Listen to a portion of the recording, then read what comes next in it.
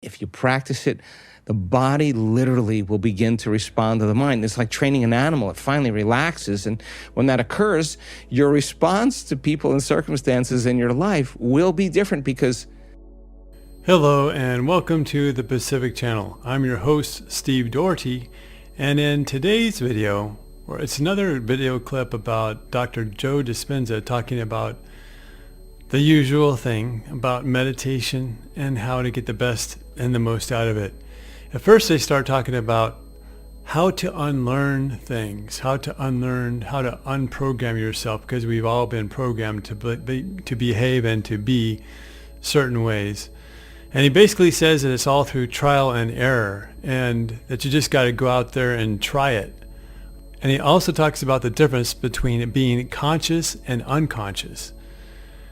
He also asks the question, how do you change the world? Well, you change the world by changing yourself. And how do you change yourself? You start asking yourself questions about how can you do this better? How can you meditate better? How can you bring it out into the world better? How can you bring those good emotions into your life? How can you keep from responding negatively towards other people? What are your automatic negative thoughts and feelings that cause you to react and to feel a certain way? Because those are the things that keep us from being able to progress.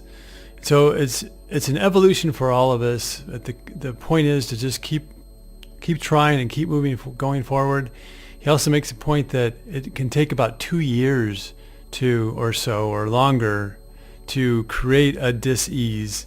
So you can't expect only 2 meditations to cure your whole problem. So it takes time, and he basically says we're not that good yet to be able to just instantly change ourselves and to heal ourselves.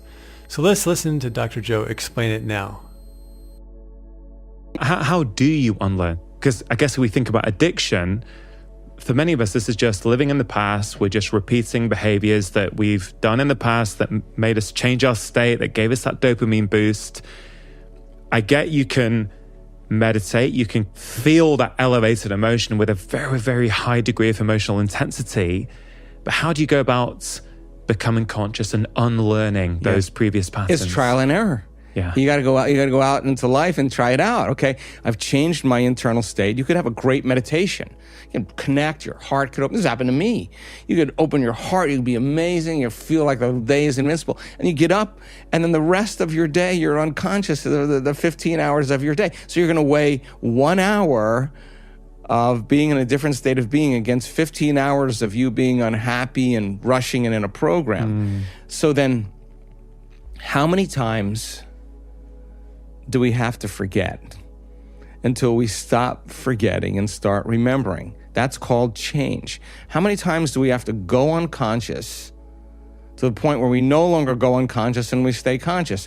That's the moment of change. Now, if you're truly out of the bleachers and you're on the playing field, and this happens to a lot of people in our work, they say, I really believe that this is the truth. I really believe that you could heal yourself. I really believe you could change your life. I've seen the testimonials. I just never believed that it could happen to me. Now, this is a big moment. Now you're really stepping on the playing field. So a person who starts doing their work, they're not interested in healing. The person who's truly interested in this work, they understand that the only way they can heal is that they have to change. They're not saying, I'm going to wait for my wealth or my healing to happen in order for me to feel grateful and be joyful in life. They're saying, if I feel grateful, my healing's going to begin, right? If I feel more whole, then there should be some change in my gene expression. So they've studied the content, they've studied the information, and now it becomes extremely practical. So they may have a great meditation, and we've seen this happen to many people. They sleep better, they have less pain, they have more energy, but their blood values never change. Now, they don't say, oh, I feel better, but I'm failing, this doesn't work. They say, what is it about me that's stopping this from completely healing? Okay, how am I in my waking day? The moment you begin to ask that question, you turn on the frontal lobe, and the frontal lobe is the seat of your conscience. Now, the moment you start looking at the end of your day, how did I do? This is such an important question. How did I do today? Did I fall from grace? When did I lose it? And who did I lose it with? If I had another opportunity, how would I do it differently?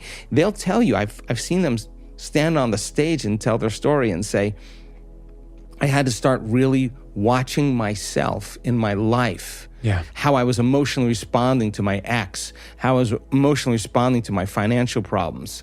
I had to really, really pay attention to that. And that takes an enormous amount of energy and an enormous amount of awareness to stop the program, right? So you forget and you go, damn, I went unconscious there. Now, you didn't lose, you didn't fail.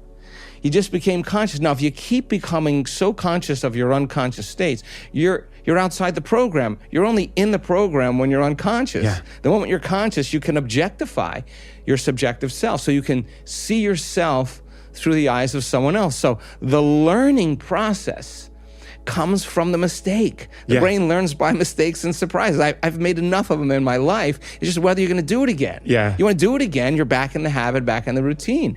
If you say, this is it, the next time that happens, I am not going to do that. Not for anybody else, but because those emotions actually, my response to that person or that circumstance is actually weakening the organism. Is that person, that circumstance worth it? So then it's evolution. It's evolution. The challenge then has to be met with a greater level of mind. Now, if you're just doing your meditation just because you want to please God or do the right thing or feel good about yourself, that's going to get stale after a while because it's just going to become another routine between your coffee and your shower and your emails and your drive to work, and people aren't present, right? So the familiar past, conditioning is based on the past, that thought and the feeling, but habituation is the programming them to predictable future. That's the known. So if you teach a person how to find the present moment, that's where the unknown exists. And that takes a lot of energy and awareness. And yet, if you practice it,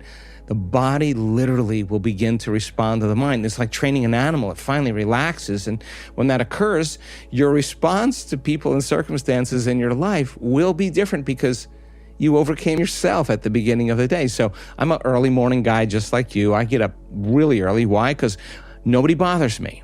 What time? 4:30-ish, somewhere around there. And then what do you do? I get in my think box. What's the think box? Well, okay, what am I doing today? But I'm not going to sit down and just jump into a meditation. What thoughts before I go into this meditation am I going to stay away from? Well, what circumstances, what things I can think about later that aren't that important to me? What emotions, what memories am I going to stay away from?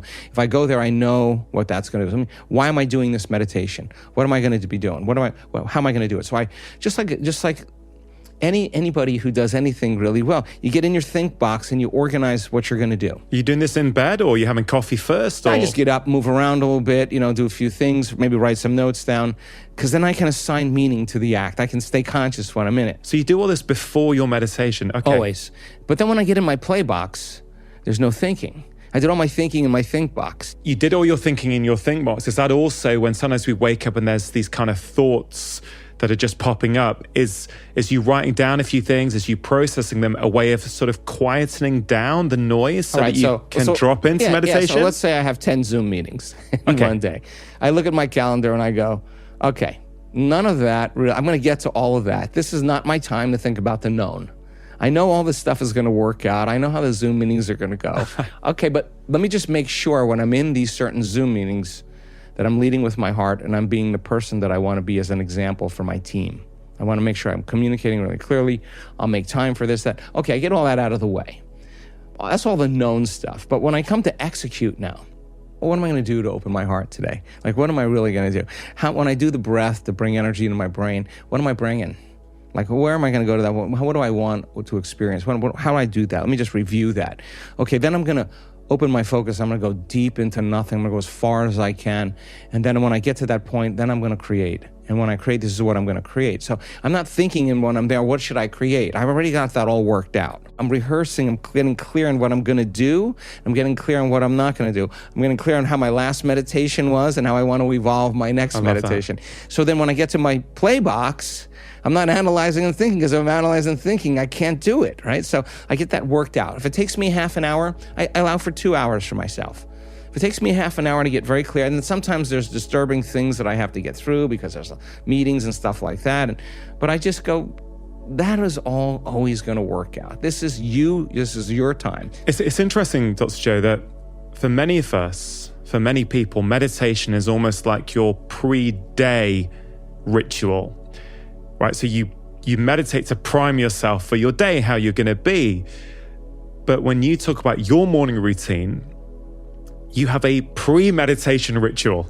Yeah. Which I find really, really interesting. Because I want to get into it. I want to assign meaning to what I'm doing. When you assign meaning to the act, you turn on your prefrontal cortex. And the prefrontal cortex says, quiet. Everybody that's not involved in this intention, settle down.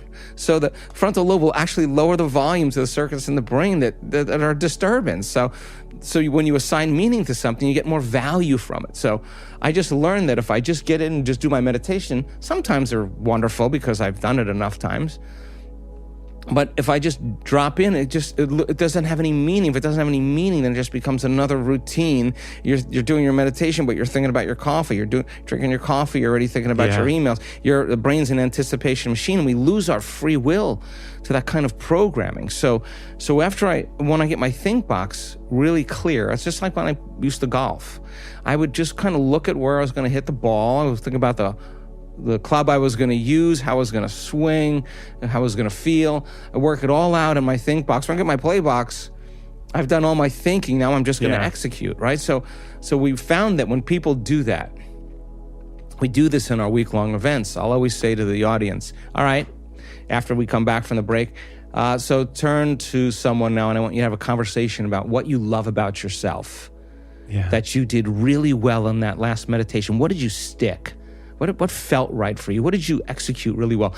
I want you to articulate that and remind yourself, reproduce that same level of mind, install the neurological hardware by firing and wiring so you can step into that footprint and do that again in the next meditation. Then I say to them, now let's light a match in a dark place. If you had another opportunity to do another meditation, what would you bring? What would you work on improving? What would you become aware of that you don't want to do, that you did in that last meditation? Let's get really clear about what you're not going to do. And if you had another opportunity, what you would do. And somehow that kind of shapes the brain for the next experience, for them to evolve their experience, because they're in the experience now. They're like, oh yeah, I'm not getting off the exit of my job. I'm not getting off the exit of my ex. I'm going to go straight. I'm going to just keep. You can make those turns in the beginning. It's normal. But you start making those turns, and then all of a sudden you're realizing, I'm not going to make those turns, and you drive right past the exit. I drive right past, I'm too old. I drive right past, I'm too out of shape. I drive right past, my disease isn't going to go away. There's something wrong with me. You just keep driving past those, and the next thing you know, you run into something big. So it's trial and error, I mean, this is like, it's so important for people to realize if it took them 2 years of chronic stress to develop their health condition, it's not going to go away in 2 meditations. You know what I tell them? I say, you're not that good. You're just not that good. Like, just get real here. Like, 1 foot in the quantum world, 1 foot in the real world. I'm a pragmatist. I don't want to talk about quantum superimposition if it has no value in my life. I want to talk about what it is that evolves my experiences. So if you're truly in the game of change, then you would be rehearsing how you were going to be in the next Zoom meeting if you were really off in the last one. If you wouldn't say, oh, I'm this way because of that person or that circumstance. That's that program of being a victim saying that person or that circumstance is actually controlling the way I feel and think. My response to that person is making me sick. It's actually weakening the organism. Okay, the next time I have that opportunity, if I'm truly in the game of evolution, let's see if I can stay in my heart, and the whole time I'm not going to react. That would be a victory for me. That would be a victory. So then at the end of your day, you go, I actually kind of love myself. I actually got my behaviors to match my intentions. I got my actions equal to my thoughts. I had a new experience in it. It actually felt good. Hey, I'm going to do that again. And you start doing it with your children. You start doing it, opening the door for the person who's walking out of the office building. You start letting people go ahead of you in traffic. You're just cool. You're no longer in that vigilant state. Now, get enough people doing that, all of a sudden you start noticing your wife a little bit differently, or Röntgen's all of a sudden starting to smile a little bit more. He seems way more relaxed and chilled. People are going to start getting relaxed and chilled around you because mirror neurons in the tribe say, hey, there's somebody doing something that I'd like to do. I just need evidence to be able to do it. And all of a sudden, you start developing a community of people that start behaving differently. What's the significance of that? That's called emergence. An emergent consciousness is that everybody's behaving differently. And that is what's going to change. So basically what Dr. Joe is saying is that if you want to heal yourself, that shouldn't be the thing that you are really going after, because it's one of those situations or one of those things where if you try too hard to go for exactly what it is that you want, you're going to offer up too much resistance out into the universe, and that's going to slow it down or stop it or keep it from happening. So the best way to think about it is, what can I do to change myself in order to heal myself? So you're not going directly for the healing. You're not trying to figure out exactly what should I do in order to heal myself. You're thinking about it from the perspective of, how do I change who I am? How do I be a better person? How do I be kinder? How do I bring a better vibration out into my daily life? Who is it who consistently upsets me, who I can have a different response with next time?